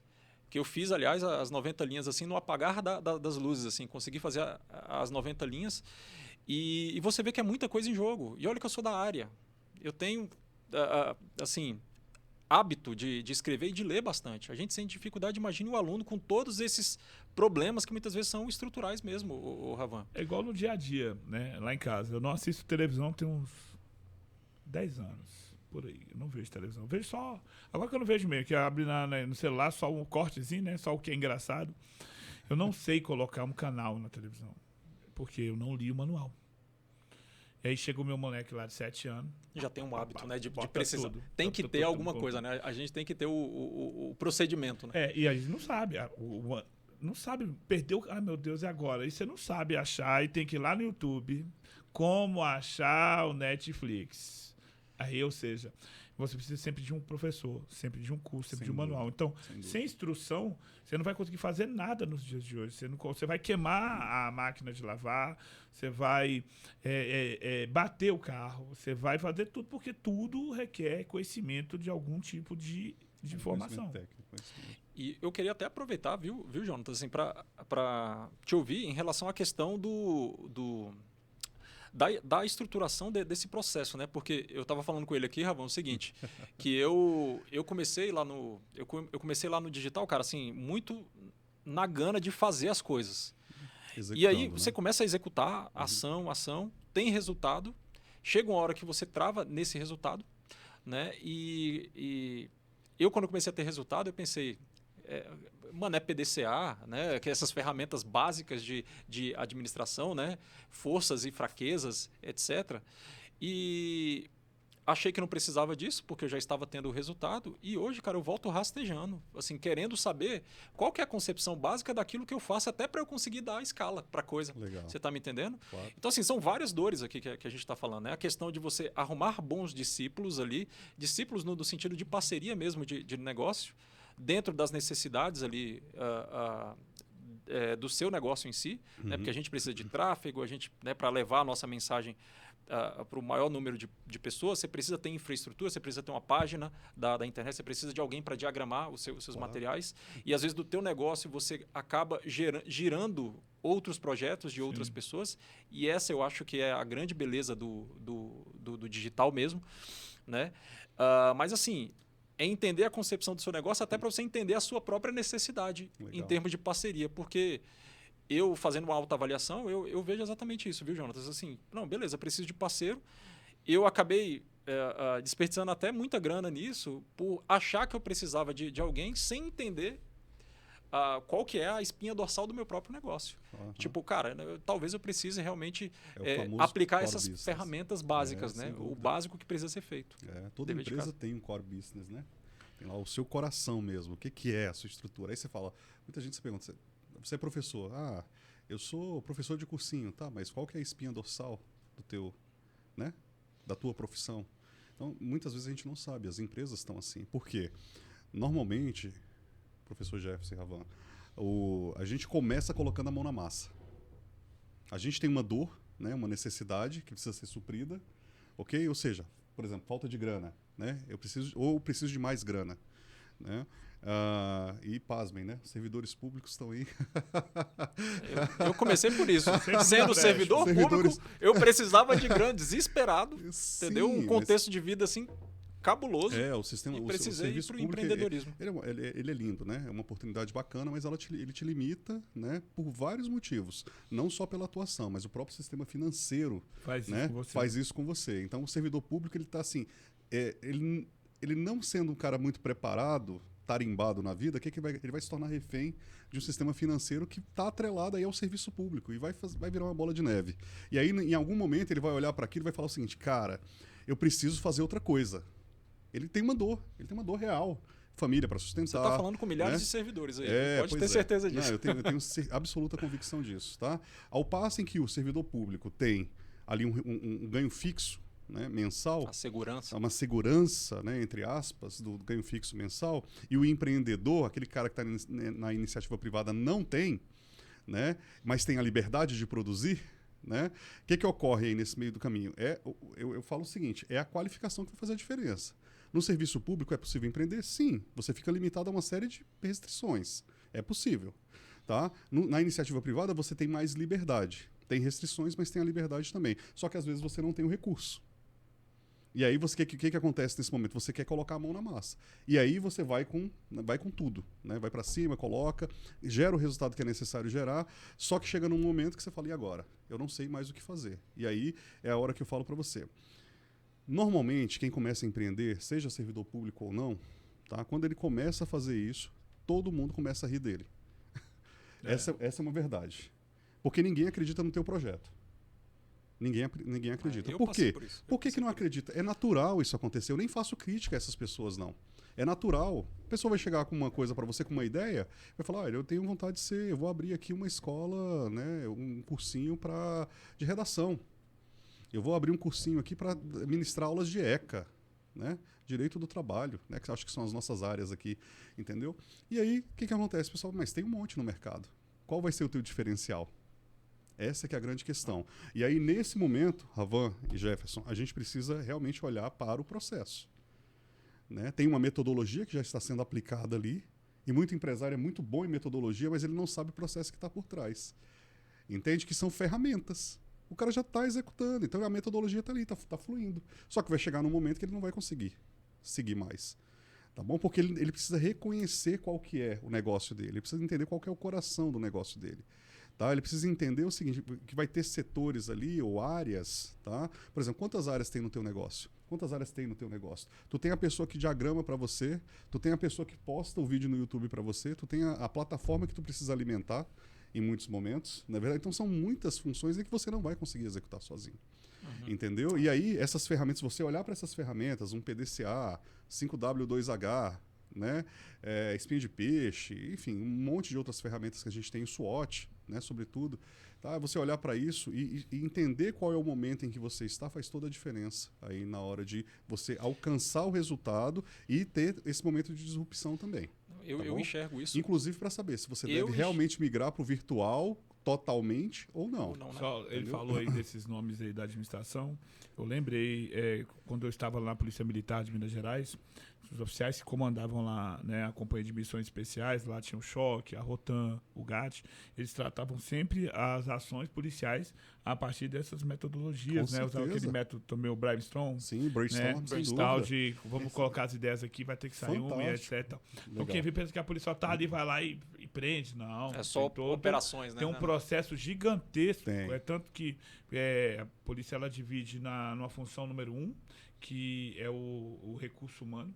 O número 2, que é o que ninguém vê, que é a inteligência.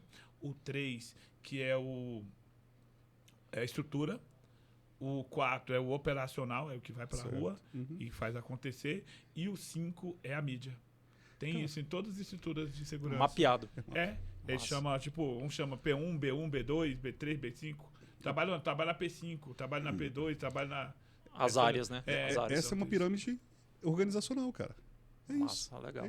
Basicamente isso. Eu não sabia que processo isso existia. Quase ninguém sabe. A nossa instituição, enquanto segurança, hoje, Secretaria de Justiça, o Sistema Socioeducativo, falta essa divisão.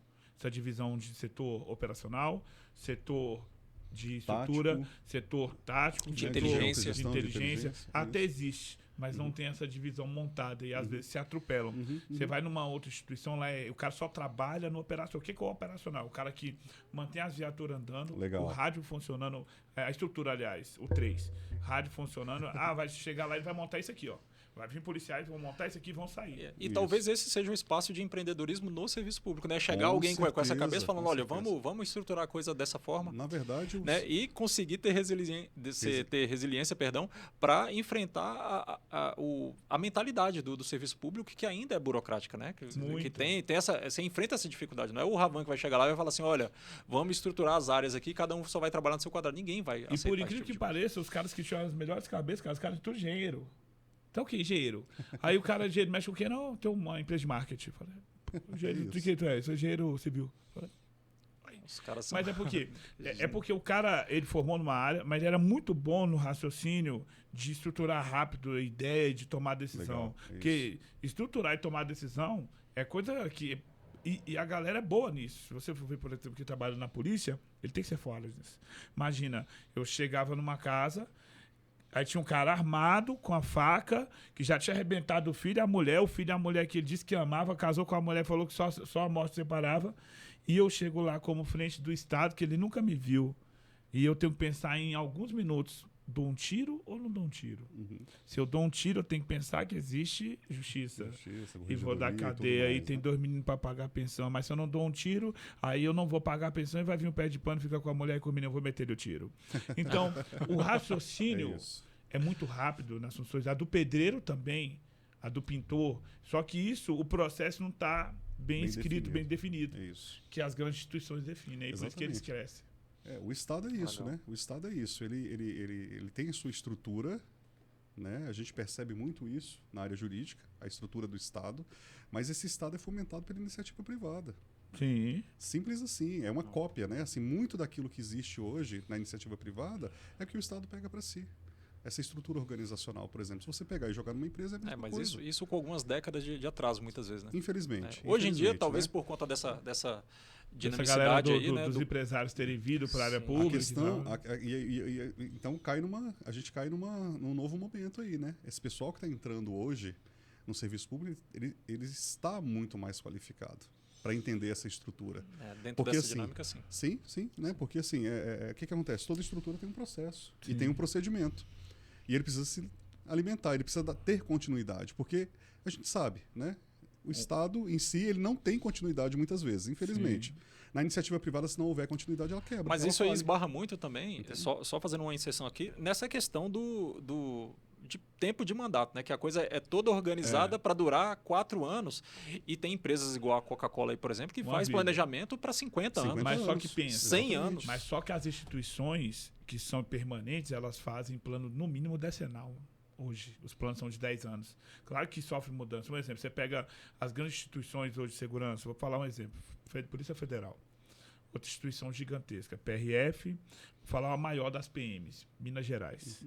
Você vai lá em Minas Gerais, os coronéis estão estudando na França, entendeu? E lá tem já tem essa visão, né? Missão, visão E valor. A instituição que não tem uma missão, não sabe para onde vai, não tem visão do que ela é, e não tem valores a seguir, ela se perde na caminhada. Isso, não, mas eu falo isso no sentido macro da coisa, não no sentido institucional, mas do eu Estado, tô falando né? no sentido macro. Porque eu faço muita referência a Minas Gerais, porque eu conheço muito lá, fui lá, né? Não, mas eu lá falo assim, a nível de Estado e não de governo. Não, sim, mas vamos pensar assim, enquanto instituição do Estado. Na Constituição do Estado de Minas, tem artigo lá que informa que na falha de qualquer órgão, a Polícia Militar vai ter que agir. Tipo, faltar gari, os PM vão lá catar o lixo, mano. Faltar o cobrador, os PM vão lá assumir o ônibus. Faltou médico, os militares vão lá para o hospital. Ou seja, se estruturou uma instituição de Estado que precisa ter tem que ser muito grande, muito racional, muito e multidisciplinar, então. Gerar resultado. Minas Gerais tinha uma situação lá violenta. Ó. Tinha alguém era vítima, tinha uma patrulha de tranquilizadora. Visita tranquilizadora. E é um policial, mais uma psicóloga da UFO, Universidade Federal de Uberlândia, mais um outro profissional ali e visitar a vítima. Tudo bem, a gente falhou na prestação do serviço, mas mesmo assim a gente está aqui para dar o mínimo aqui de retorno e tal, etc. Ou seja, olha a missão aí sendo cumprida. E o empreendedor é isso. Hoje, você está aí na sua casa, tem um conhecimento, quer ser professor de matemática, quer ser professor de direito, professor de qualquer na área, mas eu tô no particular, tá pagando 30 horas, o cursinho tá me pagando R$100 a hora, eu queria ir pro cursinho. Então, beleza. Então, assista vídeo dos melhores. Eu não me inventei, professor. Eu comecei a ver Rogério Sanches, Aragonê, Ailton Zucchi, Baltzen, Zélio, professor Zélio, o Léo Matos, que é um chegado meu da informática. Comecei a ver o jeito dele, o Reginaldo Veras. Falei, cara, vou imitar esses caras. Foi estruturando a sua didática a partir da deles. Fui construindo um modelo, porque ninguém vai inventar a roda. Entendeu? Se puder ser leve, só copiar e sair um resultado esplêndido, porque é o seguinte, quando eu vou dar aula no cursinho, eu não estou preocupado em ensinar ninguém conhecimento para a vida, eu estou preocupado em ensinar ele para a prova. Parte técnica. Se ele aprender um a mais, top. Se não aprendeu, também não vem ao caso. É diferente de dar uma aula para o nível médio. Você está construindo o cidadão. Sem dúvida. Entendi. Ou profissionalizante. Porra, né? top demais. Galera, só queria aí agradecer demais aqui a presença de vocês. Tem alguma fala final aí, Jonas, dentro dessa pauta? É muita coisa, né? Que a gente sai muita puxando coisa. Sim. um fio É. aqui, né? E a gente esbarra em várias outras coisas, né? Eu, assim, de uma forma geral, eu enxergo uma transição muito grande, assim, né? Falando do Estado mesmo, da nossa mentalidade hoje em dia. Hoje em dia a gente já olha assim, a gente já tem aquela preocupação de parecer, de se tornar autossuficiente, né? Para além daquilo que o Estado pode nos oferecer, né? Hoje em dia, eu não sei você, Ravan, eu não penso em me aposentar pelo Estado. Eu não tenho essa pretensão, assim, não com o meu modelo mental, e não estou dizendo que isso é errado, a gente buscar esse tipo de coisa, né? Mas assim, esperar isso do Estado, né? Hoje em dia é algo que muita gente já torce um pouco o nariz, né? Não, mas é E muita fala, gente que tem a visão de guerreiro. Espírito de acordar cedo, dormir tarde, fazer grana. Você tem informação de quê? Por exemplo, hoje eu sou servidor, perdi meu serviço público, eu volto a ser serralheiro, sei fazer grade. Eu vou dar aula de luta, vou pro MMA, tô coroa, mas ainda troco porrada pra caramba, tô em cima ainda. Quando eu posto um vídeo com o melhor do conhecimento jurídico, nem sempre ele é o mais visto. Mas quando eu dou um mortal, nossa, 6.000 pessoas. Porque as pessoas estão atrás de entretenimento, de informação. Então, quando você puder levar para alguém uma soma e uma alegria e com isso contribuir, você empreendeu. Fantástico. E o serviço público, cara, de fato, ele não faz isso. Eu sei que eu sou uma pessoa capaz de mudar muita coisa, porque eu faço isso a vida toda. Então, só pelo serviço público eu não consigo. Quando eu quero dar uma mudada lá no meu bairro, eu vou aonde? É no dono da padaria, no dono do mercado, o cara lá do espetinho, e vai 50 em cada um. Nessa semana mesmo a gente juntou uma grana lá, mais uns amigos nossos aqui do Sistema Socioeducativo, a gente arrumou uma praça. É tanto que a gente chocou que o poder público foi lá e colocou uma ação de dar um trato no bairro. Porque a gente criou um problemão. Pô, esses caras arrumaram a praça e não baterem em nada, estão preparando algo. Fazer o que é certo assusta. Você viu que uma coisa puxou a outra, né? Uma ação dessa, isolada. Isoladinha, já fez assim, gente, vamos lá, porque não dá. Porque o Estado tem que fazer. Mas também a gente não pode assistir. Poxa, eu sou um serralheiro ou eu tenho uma máquina só de 6 soldados, tenho um parquinho do lado da minha casa quebrado, cara. Por que custe ir lá e mudar? Eu fui um empreendedor social. Aqueles jovens ali já veem você como referencial de alguém que tem um ato cidadão. Fala, pô, tá vendo? Quebra não, pô, o pai de fulano que arrumou. Então, hoje, eu acho que somar, fazer na vida das pessoas é o melhor, como se diz, é o maior método de empreendedorismo. Né? Eu acho que essa é a caminhada de doar. Olha para a transformação social como o fim, né, daquilo que você está fazendo, né? E, cara, tem muita gente que tem medo, sabe, Ravan? De colocar a mão para fazer alguma coisa, né? E sofrer algum tipo de resistência por parte do Estado, né? Você ir ali e tapar um buraco que está há meses ali. Mas tem que ter cuidado. Gente que tem medo. Até dar uma dica aqui, não faça isso não, hein? Eu que sou representante comunitário vou dar essa dica. Se você colocar um concreto no Estado, no buraco lá e danificar o asfalto, o Estado te processa. Vicente Pires, um cidadão lá, arrancou um asfalto, mandou colocar concreto. O Estado foi lá, na melhor das intenções, concreto e ainda está processando ele pelo prejuízo que gerou dessa mão de obra. Por exemplo, um colega meu mexeu num parquinho, por exemplo, nós arrumamos o que estava quebrado. Não mudei nada. Eu não alterei um projeto arquitetônico. Tive um colega que fez isso, que mudou. Está respondendo junto à PGDF um procedimento lá que eles querem cobrar dele a mudança, a volta do estado anterior daquela praça. Então, hoje, até para você fazer algo, é bom pegar uma autorização, vai na administração, peça autorização, ou então só manter do formato original. Inovar, criar coisas diferentes numa praça, dá problema. Você vê que até para empreender, né? Pensando no bem coletivo, você tem essa resistência. Quando a gente fala do Estado, a gente está falando de burocracias, né? Então, assim, a gente não pode esquecer disso. Que é a crítica. Uma crítica que, você que está aí esse ano 2022, que vai eleger alguém, pense num desburocratizador. Isso. Eleja pessoas que... A gente precisa de um Estado desregulado. Sim. Mas não é bagunçado. Muita regulamentação afasta o empreendedor.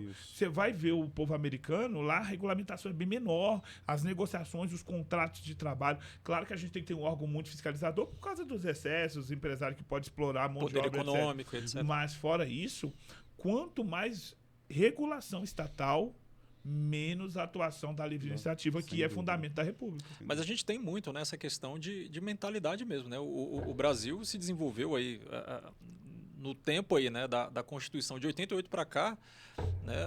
A Constituição ela já nasceu desse anseio do Estado fomentador, o Estado ali te provendo, né, tendo uma estrutura gigantesca, e hoje em dia as pessoas começam a questionar isso. Você vê como é que a realidade muitas vezes ela impõe uma mudança de visão, que é o que dentro de alguns anos vai gerar uma mudança de modelo mesmo, né? De um Estado que está ali muitas vezes falando que você não pode dar uma palmada no seu filho dentro de casa, né?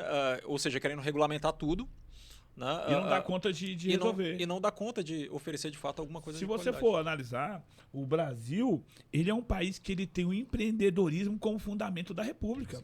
Se você pegar lá o artigo 1º, tá lá, fundamento da República, aí tem lá, fundamento, você vai dar soberania, legal, cidadania, legal, Dignidade. valores sociais, trabalho, pluralismo Livre político iniciativa. e livre iniciativa. Perfeito. Então, a livre iniciativa fala, meu amigo, Seja empreendedor. faça acontecer.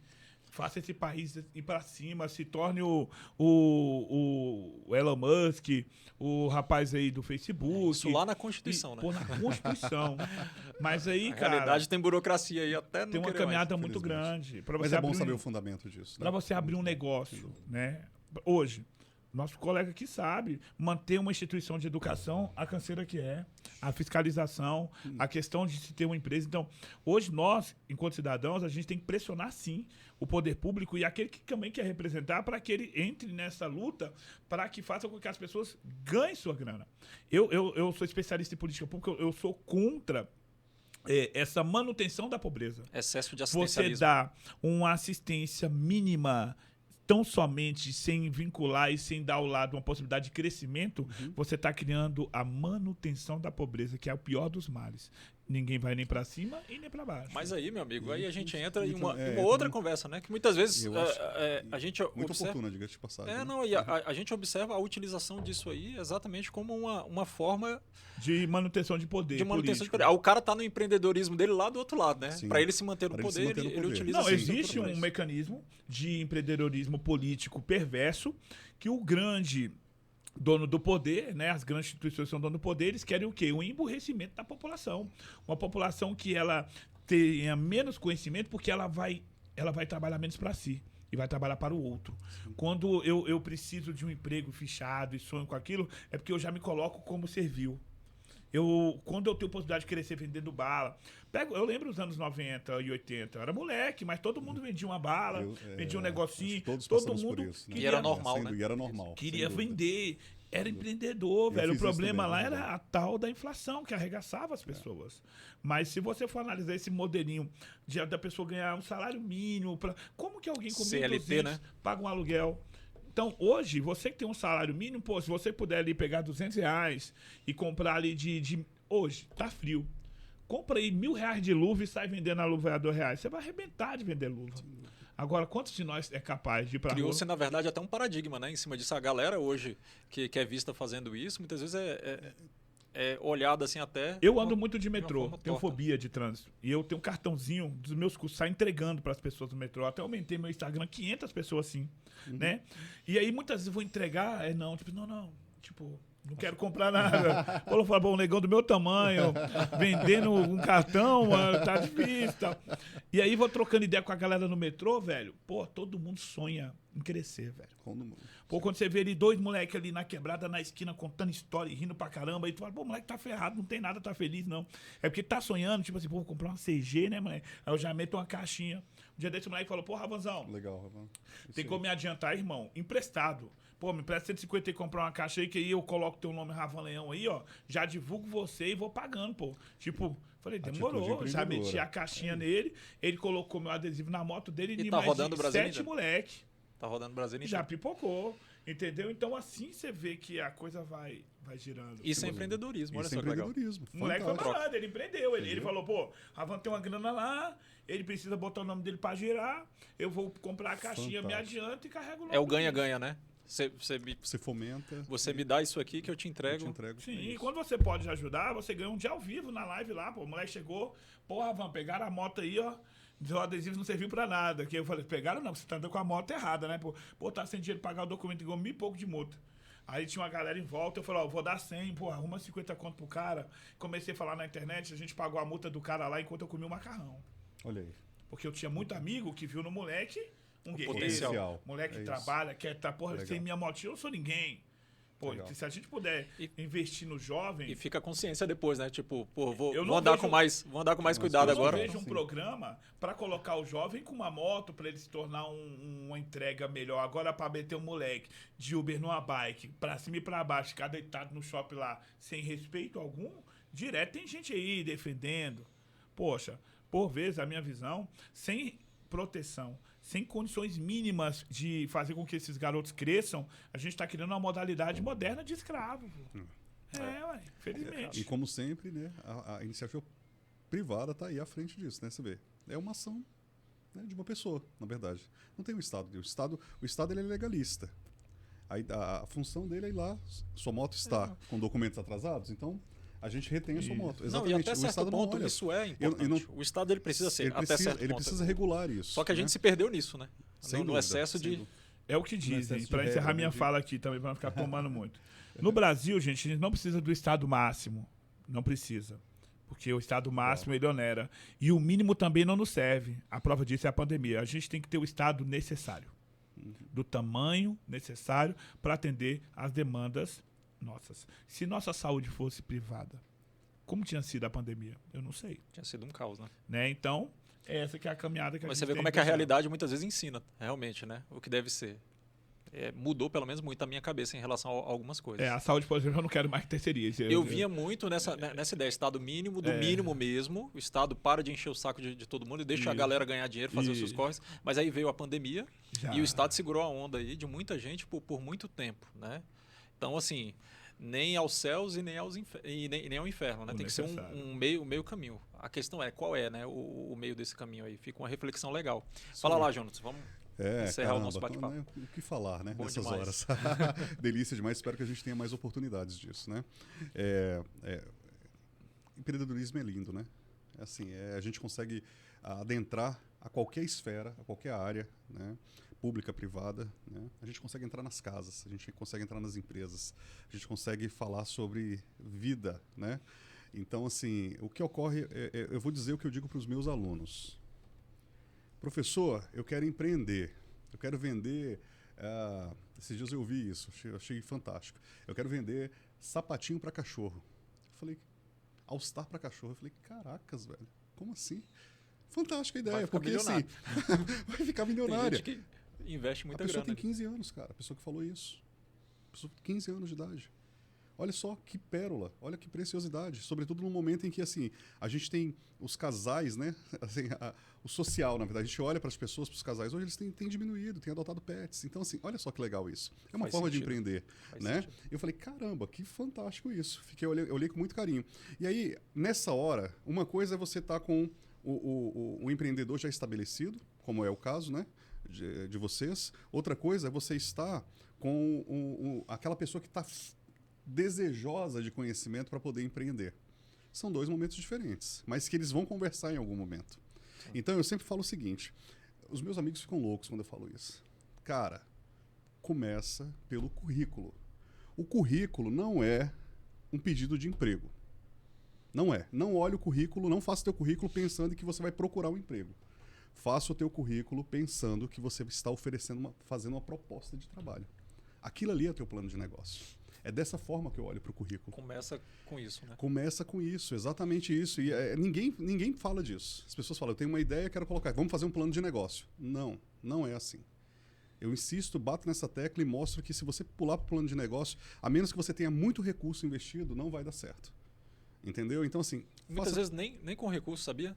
Você às vezes o recurso começa não é a garantia de com sucesso. aporte ali, a pessoa Não é. muitas vezes não coloca o que precisa colocar de energia, de entrega. Não, é isso, E às vezes é a dificuldade mesmo que vai que te... vai te moldar. Exatamente vai te essa moldar. questão. Exatamente essa questão. Começa pelo currículo. O teu currículo é o teu portfólio.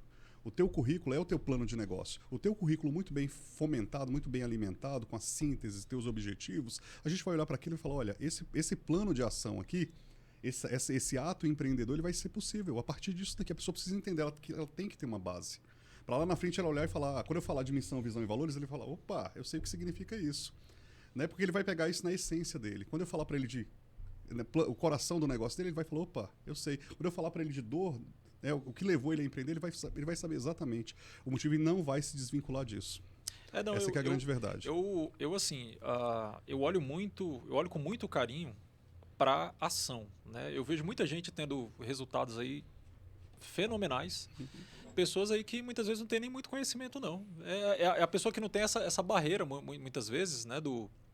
Não estou falando que isso é o mais correto, tá? Mas é aquela pessoa que não tem muito freio. Olha, eu quero vender sapatinho. Não tem cenário ideal para ela, né? Para cachorro. Vai lá e faz. Uhum. E às vezes é essa pessoa que consegue deslanchar mais rápido. Agora eu concordo Mas você entende chega que em um algum ponto momento que isso vai conversar. Vai ter que voltar. É o que eu falo, inevitável.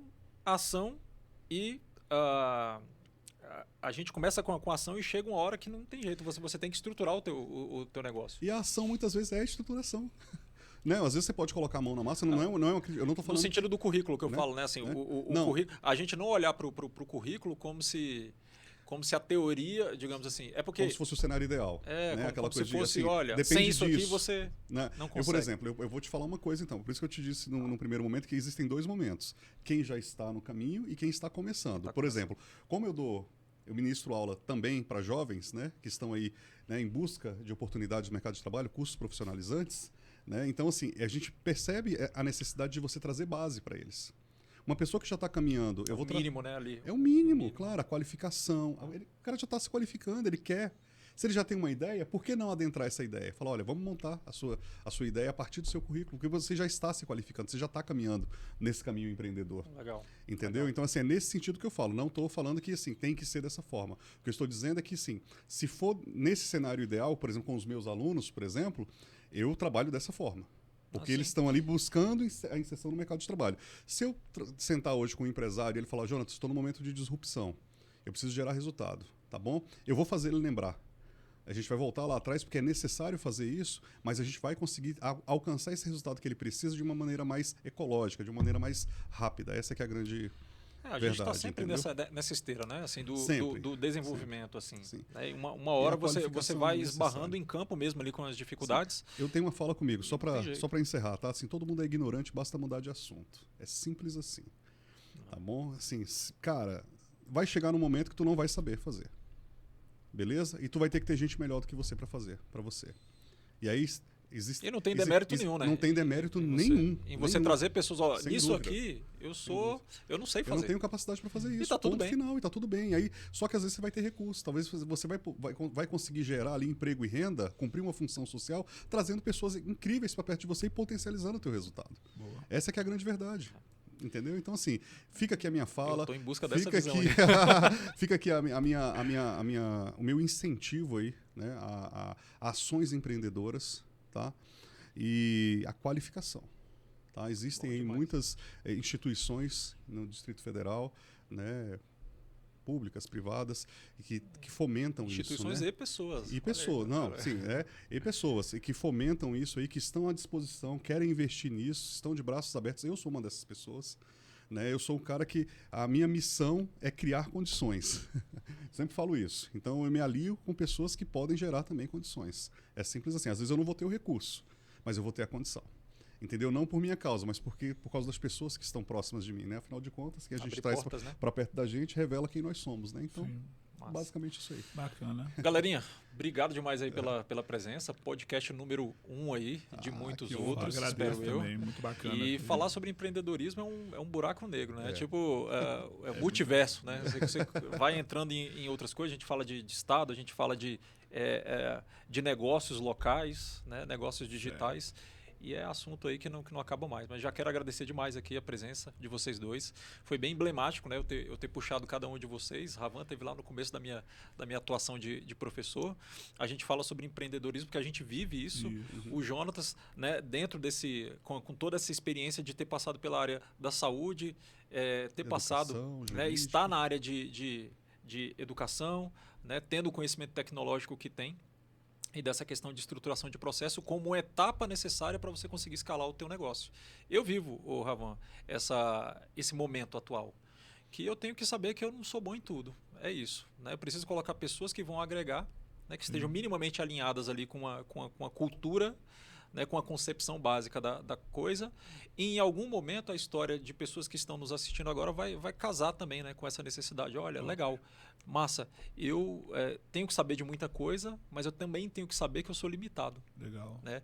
Tem uma fala que diz que ninguém é mais inteligente e mais forte do que o sistema. Né? O sistema é maior do que todo mundo porque são várias cabeças pensando. Sem dúvida.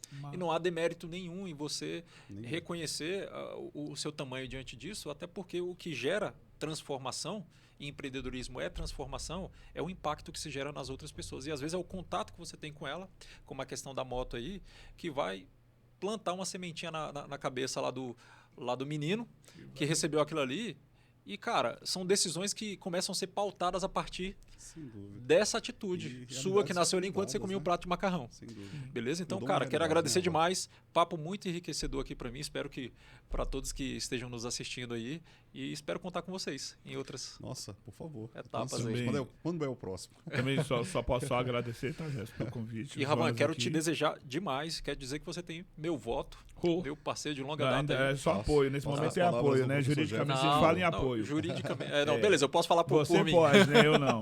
Mas assim, pessoal, o que eu deixo pro pessoal é o seguinte: é reconhecer que somos incompletos, né? E que cada um tem um grande talento. E você tendo esse talento, você vai se juntar. Leões andam com leões, né? Hoje eu tô aqui por causa disso. Hoje eu lidero uma equipe de trabalho de 100 pessoas. O meu maior papel lá, na verdade, é mexer com gente. Lá eu tenho um cara da informática, do jurídico, da tecnologia, do carro, e etc. Ou seja, cada um tem o seu talento e o sistema junto é gigante. E é isso que a gente está trabalhando aí nessa caminhada em 2022. Fantástico. Obrigado. E você aí. vê que você consegue replicar isso, né? Você está Sim. com 100 pessoas aqui, né? E está empreendendo para multiplicar essas vozes. Amém. Que dê tudo certo. Empreendedorismo Valeu. na prática, né? Empreendedorismo transforma. Valeu. Valeu, Muito obrigado aí. obrigadão. Osso. Boa. Valeu, pessoal. Valeu demais. Poxa, que legal, Meu irmão, que massa, esse cara. negócio de liderar é foda, bicho. Ó, hoje eu lidero 2 inimigos.